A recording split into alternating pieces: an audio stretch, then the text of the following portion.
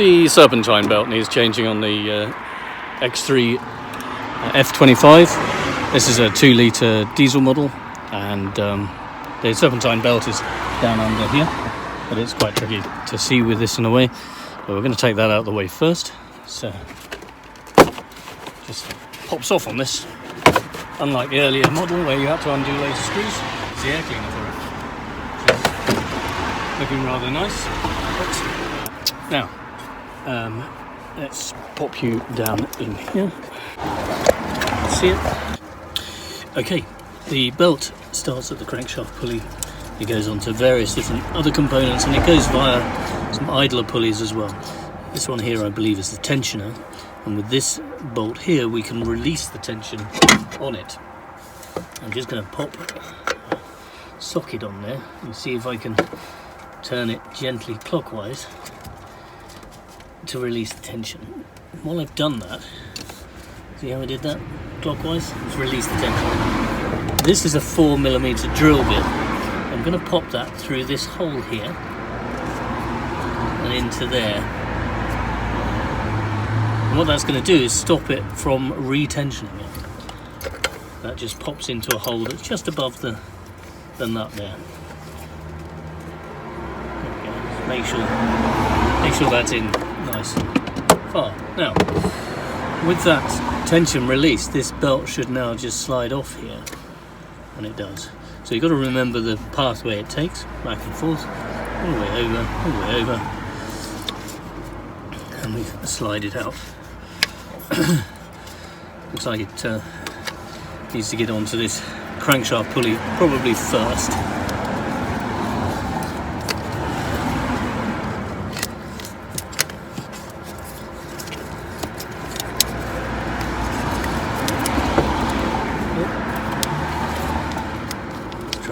Tangled up here. It's quite tight, some of the spaces, but it comes out there. And now we can look at the condition of the belt and see how good it is. This one looks like it's in pretty good shape actually. There's no cracks in it, so that's pretty good. I have bought a new one, so I'm going to swap it over anyway. And this is my new one. It's a Gates product. Gates are pretty good. Part number, if I can get it to come in for you. There you go. That's the part number in this case. I'll take that off, and I'll hang the other one in my shed because it's in pretty good shape. I can use it as a spare if this suddenly breaks.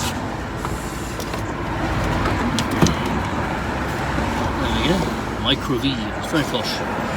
There's no direction listed on this one, so it doesn't really matter which way around it goes. I'm going to go on to the crankshaft pulley first and work my way around.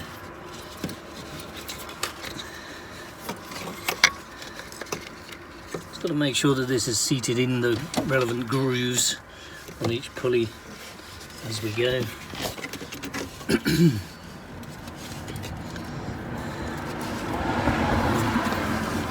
Around this one over here.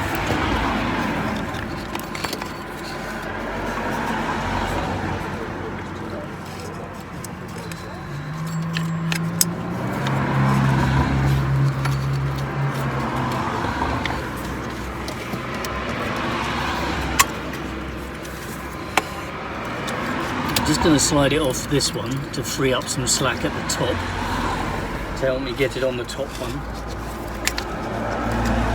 Just out of shot, but it's another basic small idling pulley, I think. I'm sure. No, actually it's the alternator at the very top. There's the little one right at the top there. Right, so that's now on the alternator. It's on all the others. This is now slid back on here. Just going to check these all the way around, make sure that they're on the grooves as they should be. They're not stepped over one, because if they're out by one position then it'll throw it off. Now, doing the reverse of earlier, I'm going to put tension back on this to pull it up, and then I'm going to take out my drill bit and I'm just going to release that pressure off there. Well, I'd like to, but it's actually trapping my ratchet handle. So let's just move the ratchet to a better place.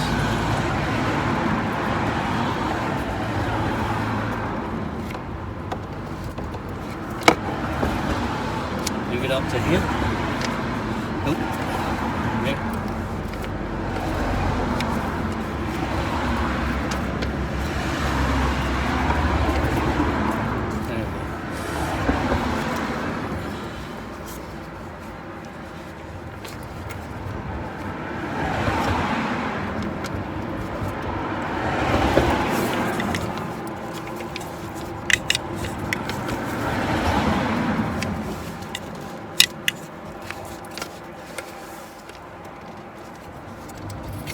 Try again.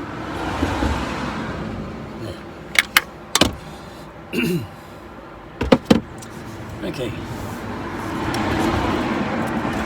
Just check the position of this again.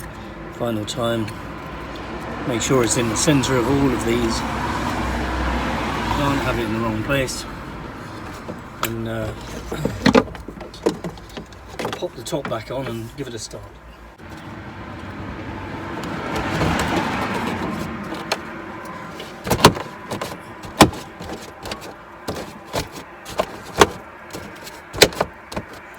Okay, top back on, let's just start it up.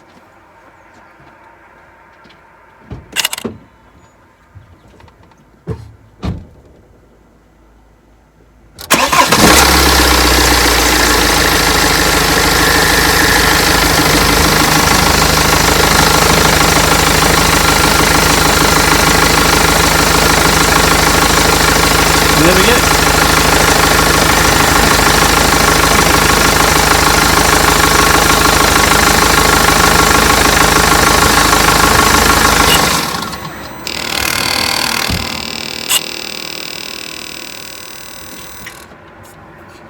There we go, nice little DIY job on the F25. I hope that was useful. If it was, give it a like and subscribe to the channel if you want to see more, and put some comments in the chat.